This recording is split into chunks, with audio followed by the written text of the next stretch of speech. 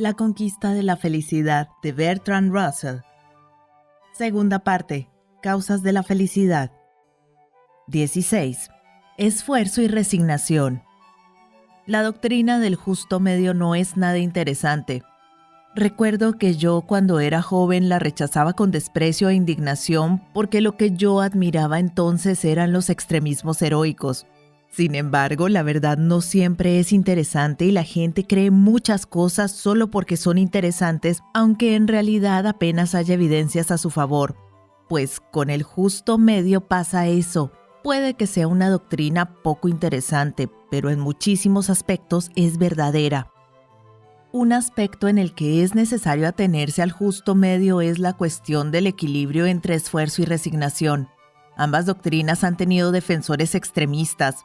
La doctrina de la resignación la han predicado santos y místicos. La del esfuerzo la han predicado los expertos en eficiencia y los cristianos esforzados.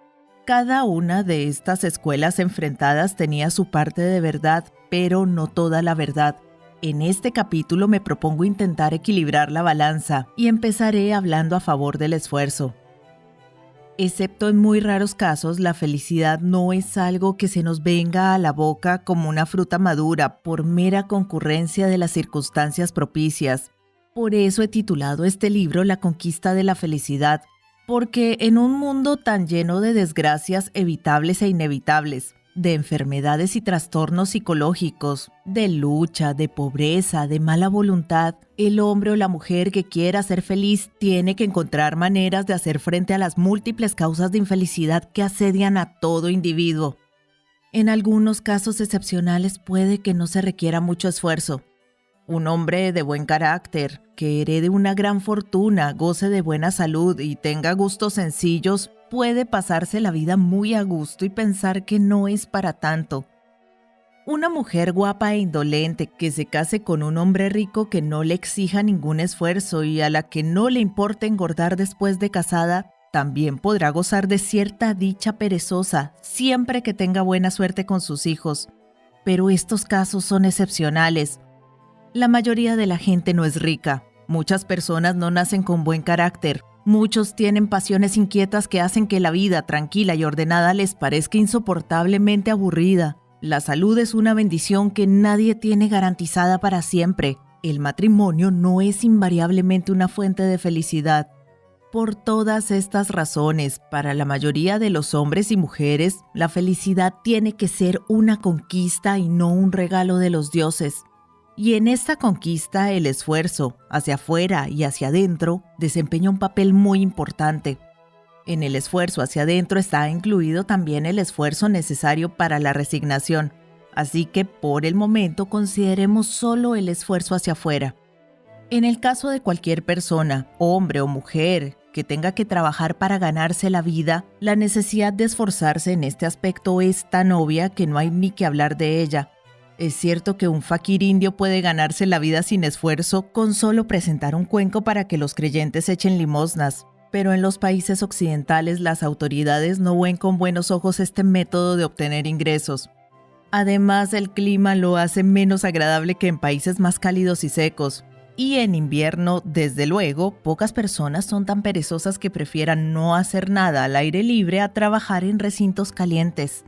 Así pues, en Occidente, la resignación sola no es un buen camino para hacer fortuna.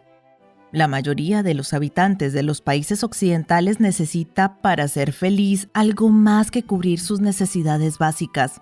Desean sentir que tienen éxito. En algunas profesiones, como por ejemplo la investigación científica, esta sensación está al alcance de personas que no ganan un gran sueldo, pero en la mayoría de las profesiones el éxito se mide por los ingresos. Y aquí tocamos un asunto en el que, en la mayoría de los casos, es conveniente algo de resignación, ya que en un mundo competitivo el éxito manifiesto solo es posible para una minoría. Cambiando de tema, el matrimonio es una cuestión en que el esfuerzo puede ser necesario o no según las circunstancias. Cuando un sexo está en minoría, como ocurre con los hombres en Inglaterra y con las mujeres en Australia, los miembros de ese sexo suelen no tener que hacer muchos esfuerzos para casarse si así lo desean. En cambio, a los miembros del sexo mayoritario les ocurre todo lo contrario. Basta con estudiar los anuncios de las revistas femeninas para darse cuenta de la cantidad de energía y pensamiento que gastan en este sentido las mujeres de los países en que las mujeres son mayoría.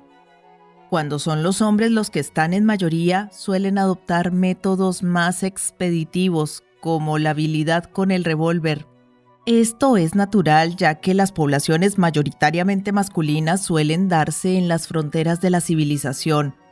No sé qué harían los ingleses si una epidemia selectiva dejara en Inglaterra una mayoría de hombres.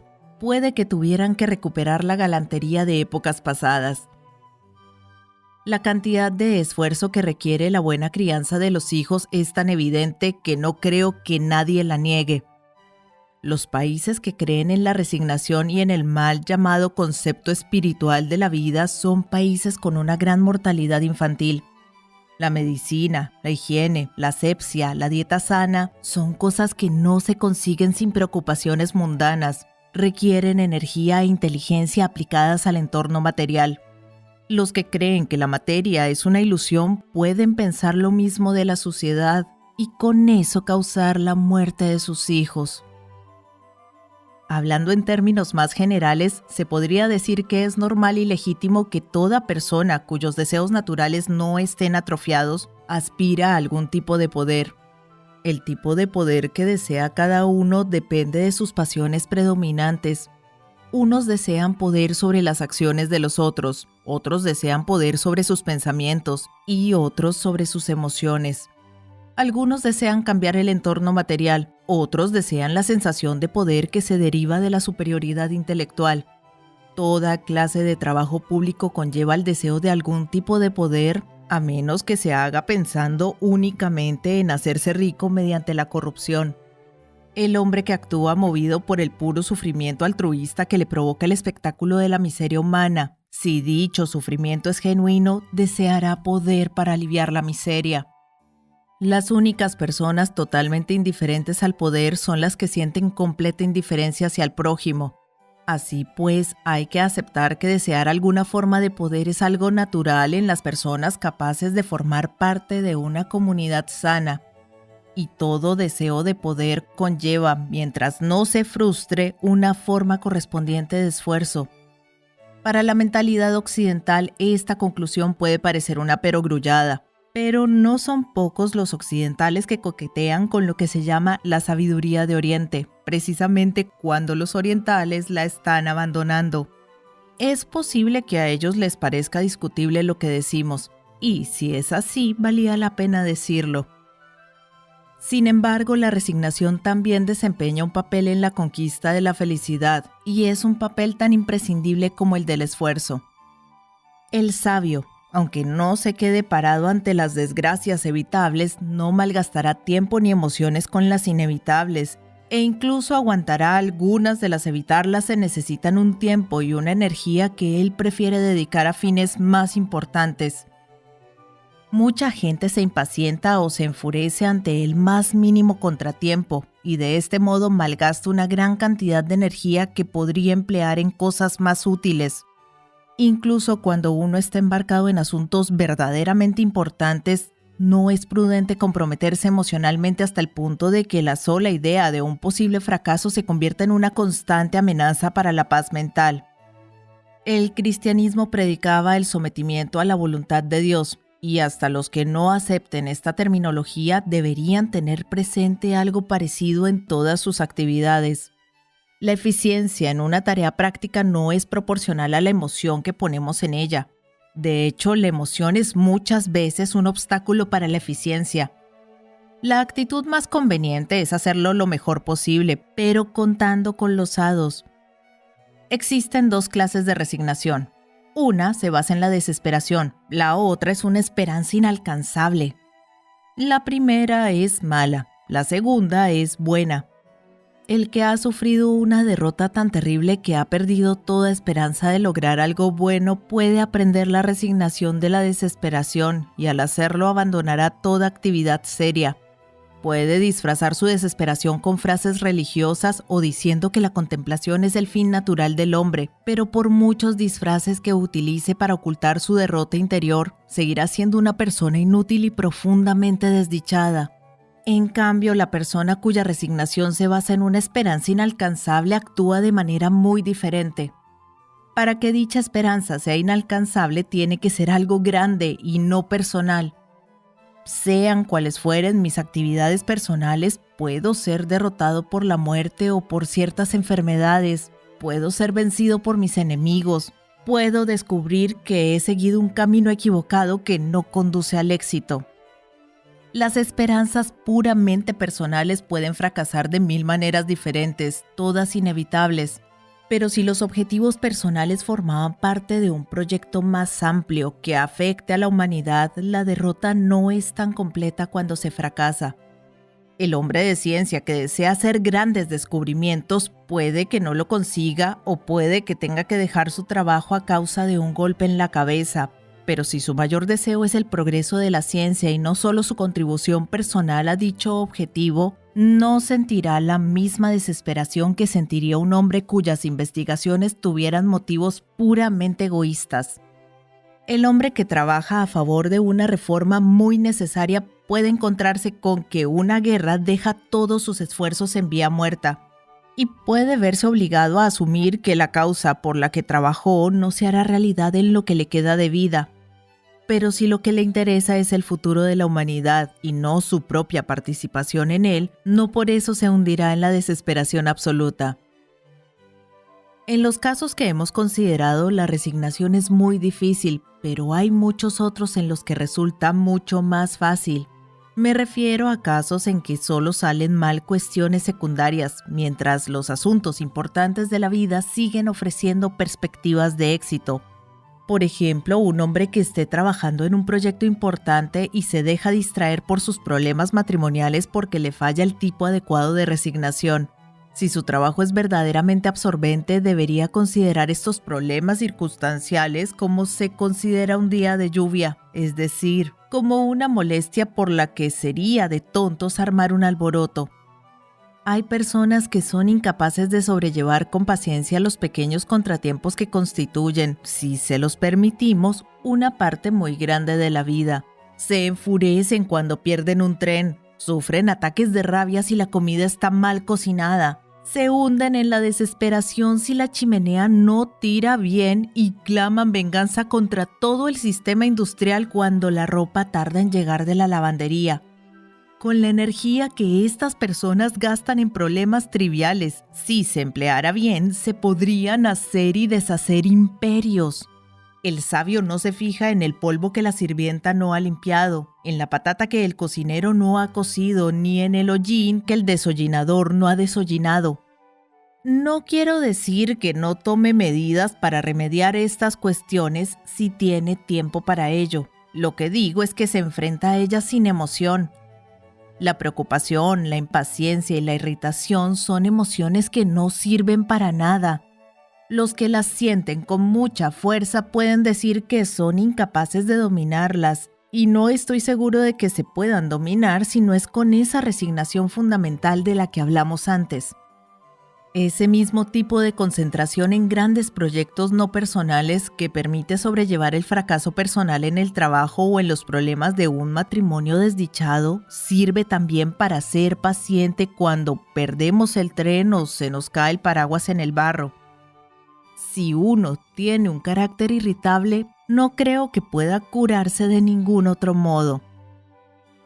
El que ha conseguido liberarse de la tiranía de las preocupaciones descubre que la vida es mucho más alegre que cuando estaba perpetuamente irritado. Las idiosincrasias personales de sus conocidos, que antes les sacaban de quicio, ahora parecen simplemente graciosas.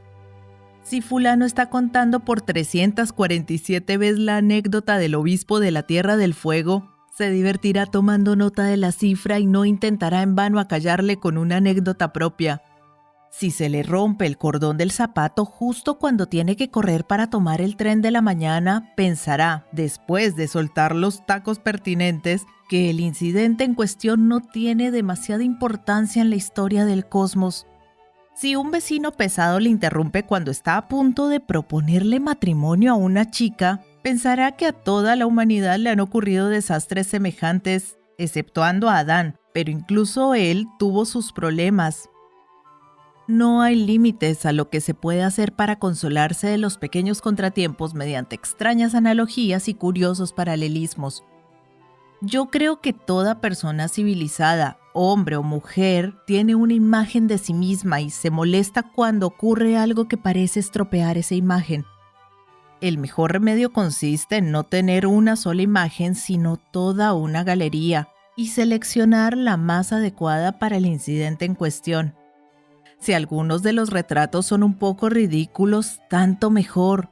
No es prudente verse todo el tiempo como un héroe de una tragedia clásica. Tampoco recomiendo que uno se vea siempre a sí mismo como un payaso de comedia, porque los que hacen esto resultan aún más irritantes. Se necesita un poco de tacto para elegir un papel adecuado a la situación. Por supuesto, si uno es capaz de olvidarse de sí mismo y no representar ningún papel, me parece admirable. Pero si estamos acostumbrados a representar papeles, más vale hacerse un repertorio para así evitar la monotonía. Muchas personas activas opinan que la más mínima pizca de resignación, la más ligera chispa de humor, destruirían la energía con que hacen su trabajo y la determinación gracias a la cual, según creen ellos, consiguen sus éxitos. En mi opinión, están equivocadas. Los trabajos que valen la pena pueden hacerlos también personas que no se engañen respecto a su importancia ni a la felicidad con que se pueden hacer. Los que necesitan engañarse a sí mismos para hacer su trabajo deberían hacer un cursillo previo para aprender a afrontar la verdad antes de continuar con su carrera, porque tarde o temprano la necesidad de apoyarse en mitos hará que su trabajo se vuelva perjudicial en vez de beneficioso. Mejor es no hacer nada que hacer daño.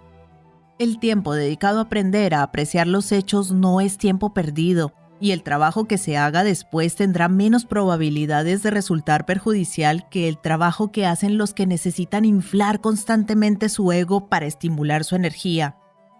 Se necesita cierta resignación para atreverse a afrontar la verdad sobre uno mismo. Este tipo de resignación puede causar dolor en los primeros momentos, pero a largo plazo protege. De hecho, es la única protección posible contra las decepciones y desilusiones a que se expone quien se engaña a sí mismo. A la larga, no hay nada tan fatigoso y tan exasperante como esforzarse día tras día en creer cosas que cada día resultan más increíbles. Librarse de ese esfuerzo es una condición indispensable para la felicidad segura y duradera. Muchas gracias por escuchar. Me encantaría saber qué piensas de este capítulo.